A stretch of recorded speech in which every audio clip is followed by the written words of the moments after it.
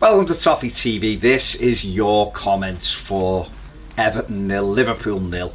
That rip-roaring bore-fest at Goodison at the weekend. Let's get straight into them. David Roberts. Tom Davies, a 6. You are taking the piss. He was yet again absolutely awful. Yet again, Toffee TV being biased and just love blowing smoke up Davies' arse. I don't get the hype over Davies. Toffee TV being biased. What? Biased towards what? Biased towards one of our own players? How does that work? That's strange. Listen, this is in relation to Ped's ratings. I'd probably give Tom Davies a 5 or a 6. I thought he was alright. He wasn't awful at all. He's the only midfield player who does any kind of pressing. He didn't have his best game, but he certainly he wasn't for the want of trying. Your opinion is he's overhyped. Our opinion is he's a good player that does things that other players don't do. There you go. That's what opinions are, aren't they? Totally different. Valhalla Viking. I honestly dread the thought of going into next season with that Blair as our manager. His tactics are Stone Age. We genuinely have no plan B. Just lump it up to the striker like a shit version of the Wimbledon Crazy Gang. Our shape is utterly horrendous going forward and going back. Liverpool didn't want to be there and didn't get out of second gear. If they had, they would have beat us comfortably. If he's here next season, I won't be. Fair enough. You're dreading going into next season. It doesn't exactly fill everybody with excitement, does it? I wish we did. Just lump it up to the striker, because we don't even do that. I don't know what we do. Our shape is poor. There wasn't even a yellow card in the match. There was no one digging in. Liverpool didn't want to be there and didn't get out of second gear. I disagree with that. I think they wanted the winners. Don't think they were good enough to beat us. Once you take Firmino and Salah out of their side, it drops the levels down a little bit. With those two in the side, they probably would have beat us comfortably, but they didn't have them. And yeah, it's a difficult one, isn't it? You know, Sam Allardyce seems to think he's definitely going to be here next season, so obviously, judging by the things you hear, and there was stuff on the radio this morning and social media and things like that, then Farhad Moshiri is out of touch with how Evertonians, or how a lot of Evertonians feel, if that's the decision he's going to make. But if that's the decision he's making and Sam Allardyce is staying for next season, then come out and say it so everybody knows where they are and he can forget about Zorro and people like that. Jim Thompson. Ped, you're right, mate. Even Klopp thanked us in his post-match by saying it wasn't a crazy derby. We should have made it just that. Yeah, Jim, listen, I don't know whether we were trying to keep our... I don't know. Both teams looked as though they could do without the game being played. That's what I would say. And at the end of the day, our quality in front of goals let us down. We've missed chances that we should have scored. Calvert-Lewin wants to not even hit the target. Shocking. Tosin's header should have. I know he was getting pulled, but we should have done better with. You know, it's one of those things, isn't it? Again, our derby hard luck story. James Dunlap. Balassi had his worst game in an Everton shirt ever. He was shite. Calvert-Lewin played well when he came on, but he should have scored at the end. Why did we step it up for the last 10 minutes of the game? I am not angry, but frustrated with the game today. Pickford, Jags and Keane stood out for me. Yeah, those three definitely did stand out. Balassi did have a poor game. I thought he worked hard, but he just had a very poor game. And Calvert-Lewin did do really well when he came on, but it's criminal for me not to hit the target from that position.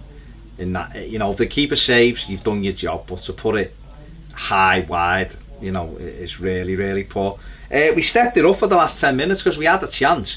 The crowd woke up, and that energy translated onto the pitch for the players, and they could sense it. And it's as if they just went to the manager, forget your tactics, we're going to try and win this now. The fans willed them on. Liverpool's legs were gone, and we should have put them to the sword, and we didn't. James Wright. There's not many of our Everton players I will put on the pitch next season. It's not little changes we need massive changes. I would even consider selling Rooney. The ones who I would sell are Schneiderlin, Jags, Williams, Balassi. Jags twice, can't sell him twice, and Baines because of old age. I would like a tall, strong back four We need an Arteta in midfield and a Peter Reid in midfield. We do need a Peter Reid in midfield. We need an Arteta type. But if the, you know, I don't know. I don't know what the plan is. We'll find out over the next 6 weeks, I guess. If Sam Allardyce is still there, then it's about consolidation. You know, maybe Farhad Moshiri's thinking about consolidating it till we get to Bramley Moore. If it's a young European manager, then obviously the ambition to try and break into that top 6, top 4 is there, and the type of player we get then will dictate that. If Allardyce is there, it'll be players like Jack Wilshere, them kind of people. So we'll have to wait and see. Metaphora, Sam Allardyce's biggest fear is getting battered 4-0 or worse. His game plan is based on this fear. Defend for as long as possible until there's not enough time on the clock for the opposition to score more than 1 goal and start playing football. It works for Sam. Fans will remember a 4-0 hammering no matter what they say. The fact Everton had a goal won't be remembered in the history books. A 0-0 scoreline is a bit like barking at the moon. There's no real reaction, no fallout, just another game easily forgotten. It does seem like that, doesn't it? It's all about minimalising the opportunity to lose the game heavily.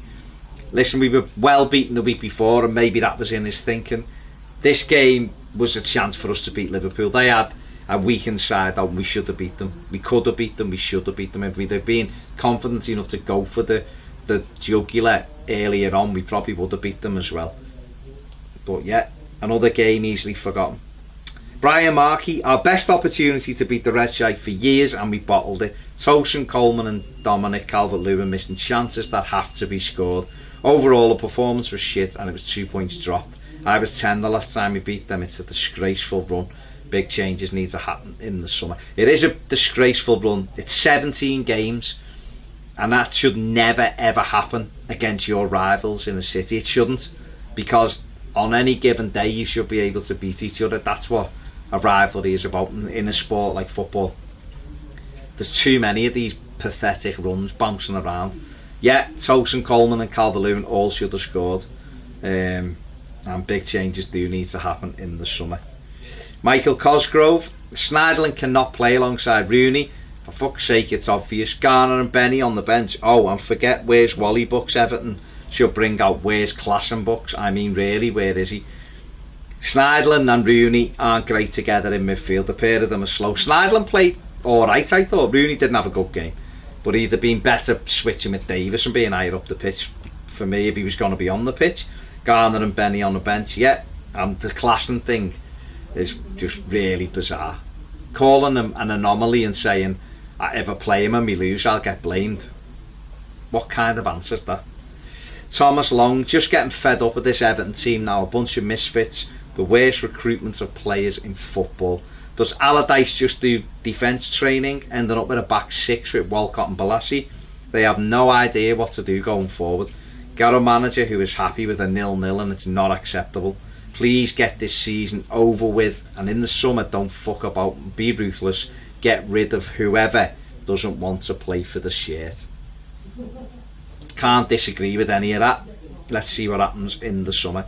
Jem Nace, fair scoring on the players there. I thought Tosin was a little behind everything when crosses went into the box, and definitely on the edge of the 6-yard box. He was and is slow, and I think when a new manager comes in he will find his time on the pitch limited. I don't think he will, Jem, but Defo right about Rooney. He's one of those lads who's matured really young, and that means he's going to fade fast physically later on. As you say as well, he's played a lot of football throughout his career. Schneiderlin was more like we know he can be. To me, Walcott is on orders because he looked like he was restricted. Who knows with this daft manager. Tosin, I think, will be fine. Given service, he'll score goals. He's a good centre forward, good touch, good ability, good in the air, will score goals for us. You're not creating anything for him, so I don't think we can judge him. Rooney, I think he needs legs around him when he plays with Schneiderlin. There isn't any legs, so he gets exposed. He should have been used higher up the pitch. Schneiderlin had a decent game, and Walcott was quite clearly under orders not to go forward. Peter Wilcox, you mentioned Pickford's kicking at good. It was just a waste of time. We hardly won nothing. We just gave them the ball back. So frustrating. What's wrong with playing from the back? So negative. This team doesn't play from the back, Peter. Pickford's balls are out balls in the hope that someone gets a flick on them and we get in. We don't play out from the back, so there you go. David Embleton, agree. Spot on, Ped. In the past I've been relieved to get a point, but not today. I was gutted. Opening 20, thought it was okay, but not great. Then they just kept the ball, and basically that was the rest of the game up until the last 10. They have an unbeaten run against us that keeps them happy. On my way home, Allardyce was going on about his substitutions and the final 10 minutes. I did hear his interview when I was driving home at the weekend, and talking about how he got the substitutions. Absolutely spot on. Me and the coaching staff looked at the stats and we were saying how we got everything spot on. There you go. And that is it for your comments. If you want your comments read out by me or Ped, just get them in on our instant match reaction videos. Joe will pick the best ones out, any out. He just seems to pick any, and he'll put them together and we will read them out next week, hopefully when we're talking about an Everton victory, unlike this, which was a bit of a ball draw. There you go. Thank you very much for watching Toffee TV. See you soon.